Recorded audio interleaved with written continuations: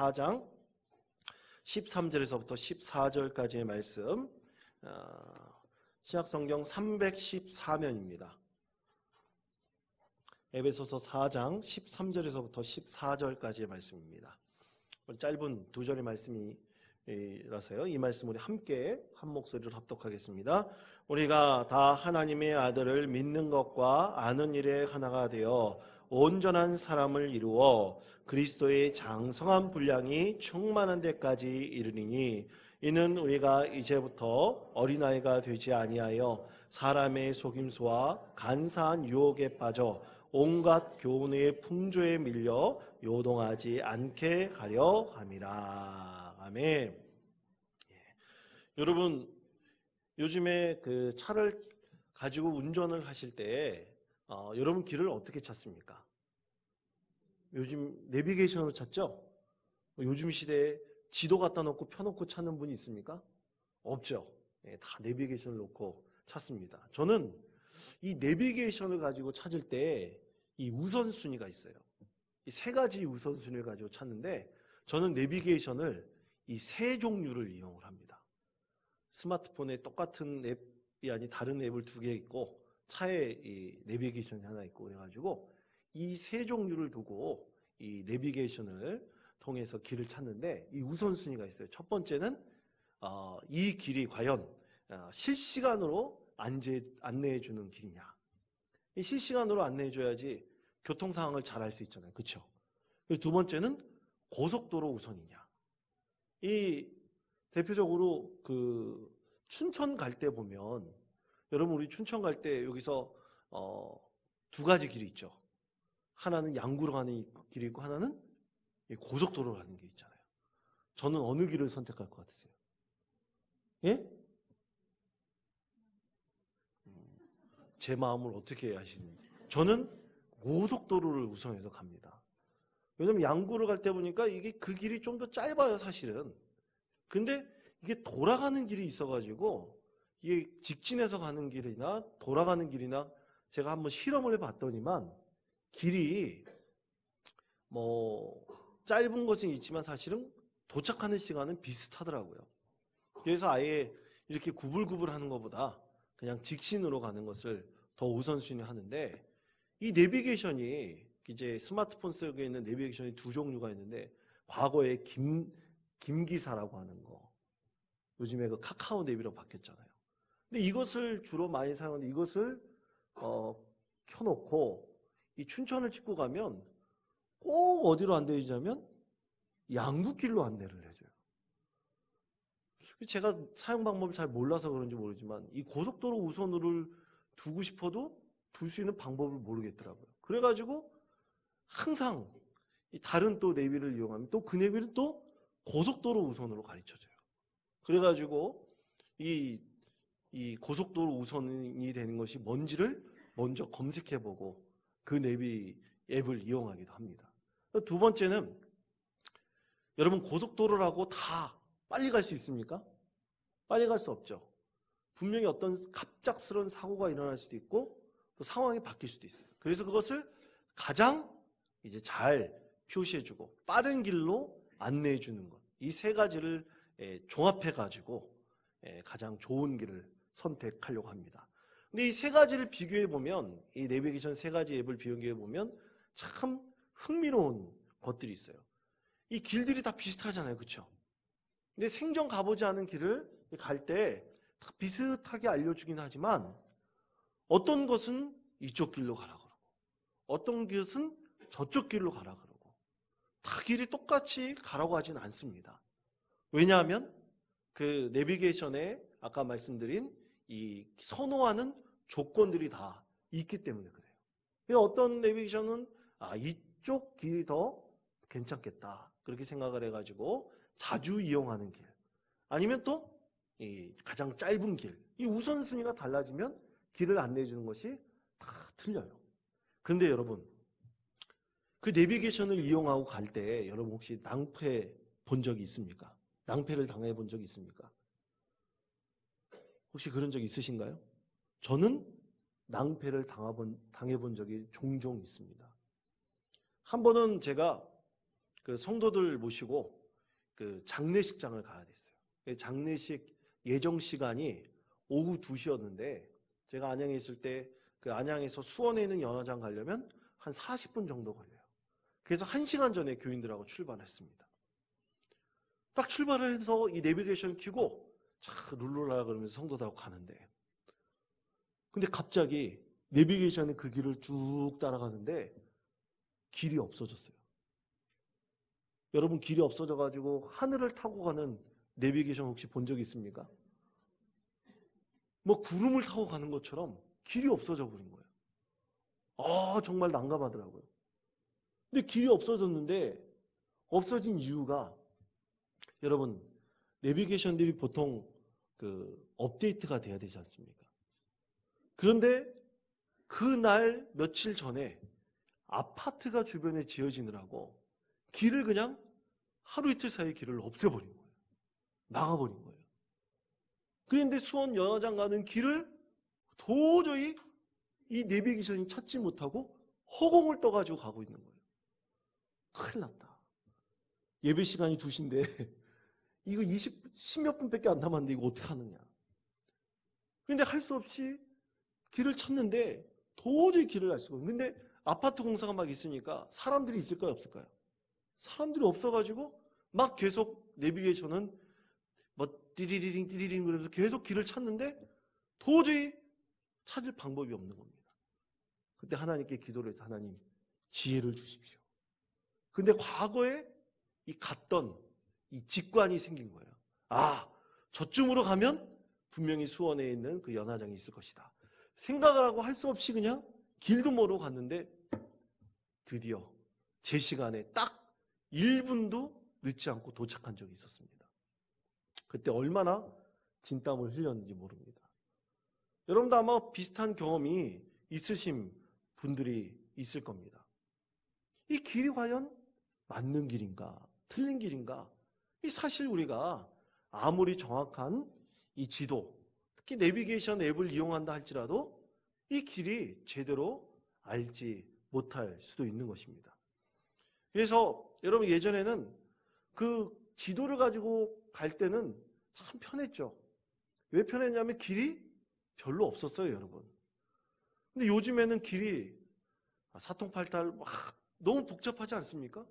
길이 너무나 잘 뚫려 있고 많아가지고 어디로 갈지는 사실 알지를 못해요. 그냥 대충 어떻게 가더라도 멀리 돌아가지만 그래도 그 길을 갈 수도 있어요. 복잡한 길들이 굉장히 많이 있어서 어떤 길을 가면 잘못 들어가지고 큰 낭패를 당하기도 하고 또 어떤 길은 또 제대로 가가지고 아주 목적지에 빨리 도착할 수도 있습니다. 그래서 우리에게 정말로 중요한 것은 이 바른 길이 무엇인가? 나에게 적절한 길이 무엇인가? 내가 정말 선택해가지고 내가 가고자 하는 그 길이 나에게 딱 알맞게 안내해주는 그런 길인가? 이것을 아는 것이 굉장히 중요하죠. 여러분 그런 의미에서 오늘 이 말씀을 보십시오. 우리가 어떤 길을 선택하느냐에 따라서 시간과 안정과 방향이 분명히 다를 수가 있습니다. 자, 오늘 하나님께서 우리에게 이런 말씀을 하시는 4장 13절 말씀입니다. 4장 13절 말씀을 우리 다 같이 한 목소리로 봉독하겠습니다. 우리가 다 하나님의 아들을 믿는 것과 아는 일에 하나가 되어 온전한 사람을 이루어 그리스도의 장성한 분량이 충만한 데까지 이르리니. 아멘. 자, 오늘 말씀에서는 하나님께서 우리에게 하나의 믿음의 길에 대해서 알려주시는데 그것은 뭐냐? 먼저 하나님의 아들을 믿는 것과 아는 것에 어떻게 하라고 되어 있습니까? 하나가 되라고 말씀하고 있습니다. 여러분 우리가 믿음의 길에 있어서 가장 중요한 것은 먼저 하나님을 믿는 것 그리고 아는 것이 하나로 통합이 돼야 돼요. 그래야지 우리가 바르고 온전한 믿음의 길을 우리가 선택하고 갈 수가 있습니다. 근데 여러분 오늘 이 말씀의 13절 맨 앞에 보면 우리가 다 하나님의 아들을 믿는 것과 아는 일에 하나가 되라 그랬죠. 나만 그러라는 겁니까? 누구라 그랬습니까? 모든 믿는 사람들, 그리스도인들이면 다 하나님을 믿는 것과 아는 일에 하나가 되어야 된다. 그것이 일치해야 된다. 통합해야 된다. 하나님께서 오늘 우리에게 이렇게 믿음의 길에 대해서 제시해 주고 계십니다. 왜 하나님께서는 이 믿음의 길, 믿는 것과 아는 것에 하나가 되라고 말씀하고 계실까? 여러분, 믿음은요, 하나님을 알고 이해하는 것부터 시작해야 됩니다. 만약 그것에서부터 시작하지 않는다면, 만약 우리가 아는 것, 이해하는 것부터 시작하지 않는다면, 여러분, 우리가 믿는 신앙이라는 것은요, 믿음이라는 것은 여타 다른 종교하고 별반 다르지가 않아요. 자, 여러분, 누구나 다 종교를 가지고 있어요. 자기의 손, 주먹을 믿는 사람도 다 개인 나름대로 종교관을 다 가지고 있어요. 그런데 우리가 진정으로 믿는 유일하신 우리를 창조하신 그 하나님에 대해서 알고 그것을 이해하지 않는다고 한다면요, 우리의 믿음은 다른 것과 전혀 다르지 않습니다. 믿음에 대해 제대로 알지 못한다면, 하나님에 대한 지식이 제대로 우리 가운데 서 있지 않는다면 우리 믿음은 나중에는 흔들릴 수밖에 없어요. 복음에 대해서 제대로 전할 수가 없습니다. 그리고 믿음의 뿌리가 온전히 세워져서 온전한 신앙, 온전한 믿음이 될 수가 없습니다. 그래서 온전한 믿음의 길을 우리가 나중에 선택할 수가 없게 됩니다. 그러므로 오늘 성경에서는 우리에게 이 믿음의 길에 대해서 첫 번째 말씀하고 있는 것은 하나님을 어떻게 하는 거예요? 믿는 것과 아는 일에 하나가 되라. 그 다음에 뭡니까? 그 다음에 뭐라고 말씀하냐면, 이렇게 온전한 사람이 이루어서 나중에 그리스도의 장성한 분량에 충만한 데까지 어떻게 한다고요? 이룰 수가 있다라고 말씀하고 있습니다. 첫 번째는 바로 하나님을 믿는 것, 아는 것이 하나가 돼야 됩니다. 그게 가장 중요한 것입니다. 그것을 알게 될 때 우리는 이 신앙의 성숙과 또 우리의 신앙의 모든 삶을 통해서 나중에 우리는 장성한 분량, 정말 충만한 은혜를 경험하고 또 믿음이 성장하고 하나님 뜻 안에 온전히 서게 될 수가 있습니다. 그럼 가장 먼저는 하나님을 믿는 것과 아는 것이 하나가 돼야 돼요. 그런데 여러분, 만약 아까 제가 그 내비게이션 잘못 길을 안내줘가지고 허공에 떠가가지고 이 길을 찾지 못했던 것처럼, 여러분, 우리 신앙이 계속해서 과거에 머물러 있고 또 하나님을 믿는 것과 아는 일을 계속해서 업데이트하지 않는다면 어떻게 될까요? 계속 최신 것으로 업데이트하지 않는다면 어떻게 될까요? 여러분, 그것은 결코 과거에 머물러서요, 새로운 신앙적인 도전에 대해서 우리는 극복해 나갈 수가 없어요. 그래서 믿음의 뿌리를 가지고 있으면서 우리는 새로운 것을 배우고 업데이트해야 되고 또 새로운 것에 항상 도전받을 때 우리는 그것을 이겨나갈 수 있는 힘을 그 안에서 얻을 수가 있습니다.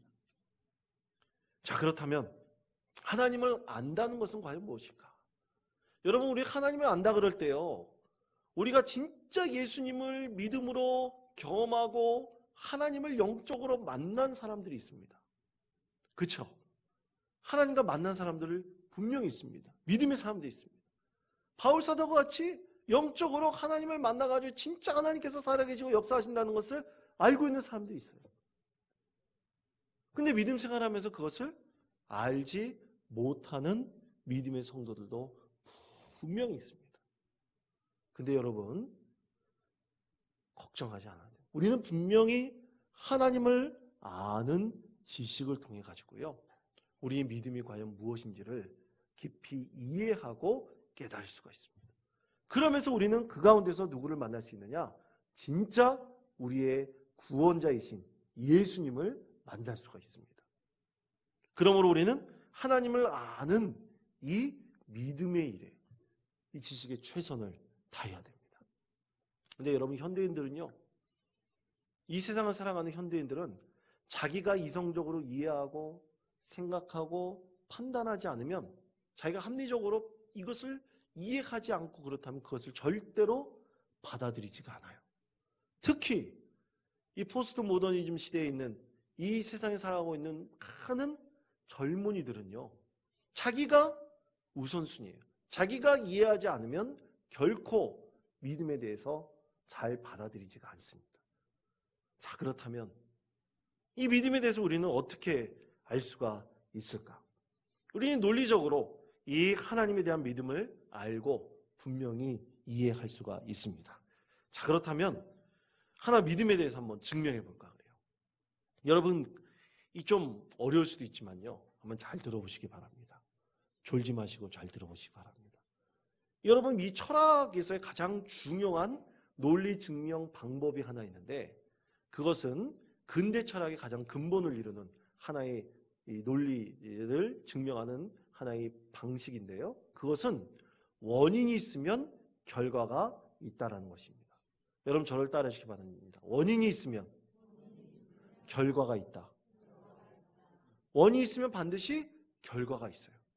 그러면 원인이 없으면 결과가 나타날 수 있나요? 없나요? 없죠. 그럼 역으로 따져보면 결과가 있다면 반드시 그 원인이 분명히 있는 거예요. 그래서 여러분, 이것의 이 방법을 논증하는 가장 중요한 또 하나의 태제가 있는 것은 존재의 원인, 바로 근거가 분명히 있다는 거예요. 사람이 이 땅에 존재하고 있다. 이 세상에 동물들이 존재하고 있다. 만약 이 모든 존재의 근원은 반드시 있다는 거예요. 없다라는 것이 아닙니다. 근데 이 존재의 근원은 무엇을 통해 알 수 있느냐? 내 스스로가 알 수 있는 것이 아니라 다른 타자를 통해서 알 수 있다. 다른 사람, 다른 대상을 통해서 알 수 있다는 것이 이 논리를 증명하는 가장 중요한 태제입니다. 자, 그렇다면 한번 예를 들어볼까요? 여러분, 이게 뭡니까? 꿀 먹은 벙어리가 되시지 않았죠? 이게 뭐죠? 컵입니다. 자, 이 컵이 있다는 것, 그것은 우리가 컵을 스스로, 컵이 이렇게 탁 뿅 해가지고 나타난 겁니까? 어떻게 된 겁니까? 컵은 누가 만들었어요. 그렇죠? 누군가 컵을 만들었기 때문에 컵은 존재하고 있는 겁니다. 자, 그렇다면 우리 사람으로 한번 따져보세요. 여러분, 사람의, 우리 특히 저, 또 여러분의 존재의 원인이 되는 것은 누굴까요? 부모님이죠. 부모님이 있기 때문에 여러분이 존재하는 거예요. 부모님이 없다면 존재할 수 있습니까? 없습니까? 존재할 수 없죠. 근데 이것을 계속 거슬러 올라가다 보면, 존재의 근거를 따라서 계속 올라가다 보면 이 존재의 가장 끝, 그것을 제1원이라고 합니다. 저를 따르시기 바랍니다. 제1원인. 가장 중요한 원인이 있어요. 그것에서부터 발생이 된 거예요. 근데 여러분, 여기에 그러면 이상하게 논리에 모순이 생겨요. 왜냐하면 존재의 원인은 누구를 통해서 할 수 있다고 그랬습니까? 타자를 통해서 할 수 있다고 그랬잖아요. 다른 사람을 통해서 할 수 있다고 그랬잖아요. 그런데 존재의 원인이 있는데 그 존재의 원인을 타자가 알 수 있어요? 없어요? 알 수가 없죠. 존재가 하나이기 때문에. 그렇다면 그 존재의 원인은 스스로 있는 존재여야 됩니다. 그렇기 때문에 성경에 보면 하나님께서는 나는 뭐라고 되어 있습니까? 나는 스스로 있는 자라는 거예요. 스스로 있는 자는 누구예요? 신이에요, 신. 가십니다. 오직 신만이 스스로 존재할 수 있고 제1원인이 되는 거예요. 그래서 여러분, 이 논리적으로 증명을 하려면 무신론은 절대로 논리적으로 증명할 수가 없습니다. 그러나 유신론은 증명할 수 있어요. 신이 있다는 것은 증명할 수가 있습니다. 이렇게 제1원인을 통해서 증명할 수가 있는데, 자, 그럴 때 신이 스스로 존재하는 자다. 근데 신이 스스로 존재한다고 하더라도요, 여기에 또 문제가 발생합니다. 문제는 뭐냐면 우리가 믿는 믿음이 과연 우리가 믿는 그 하나님이 진짜 하나님인가 아닌가에 대한 문제는 생기는 거예요. 왜냐하면 신들이면 다 똑같은 신들이 있기 때문에. 그렇다면 유일하신 그 하나님이 진짜 유일하신 참 하나님이신가? 이것을 알기 위해서는 히브리서에서는 우리에게 분명하게 이렇게 말씀하고 있습니다. 믿음은 바라는 것들의 실상이요 보이지 않는 것들의 증거니 선진들이 이로써 증거를 얻었느니라. 하나님께서 우리에게 이렇게 히브리서 11장을 통해서 말씀하고 계십니다. 우리가 하나님을 진정으로 알 수 있는 것은 우리가 믿는 이 믿음의 내비게이션, 내가 선택한 옳은 믿음이 무엇인지에 대해서 우리가 분명히 알을 통해서 하나님께서 유일하신 나 하나님이시지, 믿음의 길이 바른 것인지 우리를 분명히 알 수 있다는 것이죠. 우리가 이 하나님에 대해서 이해하려고 알려고 노력하면 노력할수록 하나님께서는 우리에게 바른 길로 우리의 믿음이 무엇인지 깨닫게 해 주십니다. 그래서 오늘 우리에게 13절에서 우리가 다 하나님의 아들을 믿는 것과 아는 일에 하나가 되어야 된다. 우리가 이것에 최선을 다해야 된다. 그때 하나님께서는 이 세상에서 가장 유일하시고 온전하신 믿음의 길이 무엇인지 우리에게 알게 해주시고 그 하나님 우리가 더욱더 알 수 있도록 우리를 이끌어 주시고 우리에게 그런 지혜와 능력을 베풀어 주신다는 것이죠. 그런데 문제는 있습니다. 14절 말씀 보십시오. 14절 말씀에 보면 이렇게 말씀하고 있죠. 이는 우리가 이제부터 어린아이가 되지 아니하여 사람의 속임수와 간사한 유혹에 빠져 온갖 교훈의 풍조에 밀려 요동하지 않게 하려 함이라 말씀하고 있습니다. 그런데 이렇게 되지 않으면 어떻게 돼요? 믿음에 대해서 알려고 그 노력하지 않는 사람은 어떻게 돼요? 온갖 세상의 풍조와 속임수에 어떻게 된다는 겁니까? 빠질 수밖에 없다는 거예요. 자연스러운 믿음의 결과이죠. 그러므로 사랑하는 성도 여러분, 우리 믿음이 연약합니까? 우리 믿음에 대해서 흔들리고 있습니까? 그렇다면 우리는 하나님을 믿는 것 그리고 아는 것에 정말로 하나가 될 수 있도록 우리 모두가 하나가 될 수 있도록 최선을 다해야 됩니다. 그때 하나님께서는 우리의 이 알고자 하는 노력과 그것을 통해서 믿음을 더하여 주실 것이고 하나님의 임재를 경험하게 될 것이고 그리고 우리가 절대로 이 세상의 속임수와 풍조에 빠지지 않고 하나님 뜻대로 살아갈 수가 있을 것입니다. 그러므로 성도 여러분, 이 믿음은 내가 선택하였습니다. 하나님께서 나를 선택하셨고 내가 그 믿음을 선택하였습니다.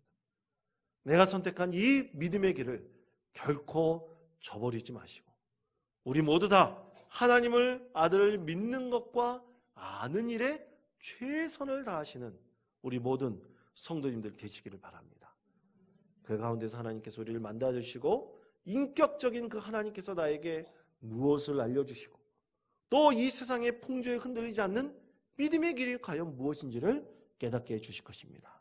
그러면 성도 여러분, 하나님 하는데 최선을 다합시다. 기도하십시다. 그리고 말씀 가운데서 하나님께서 우리에게 주신 것이 무엇인지를 늘 깨달으시며 그 믿음 가운데 승리하시는 우리 모든 성도님 되시기를 바랍니다. 오늘 이 시간 기도할 때 꼭 하나님의 은혜를 경험하시고 하나님을 아는 것과 믿는 것에 하나가 되는 우리 모든 성도님 되시기를 간절히 축원드립니다. 자, 우리 함께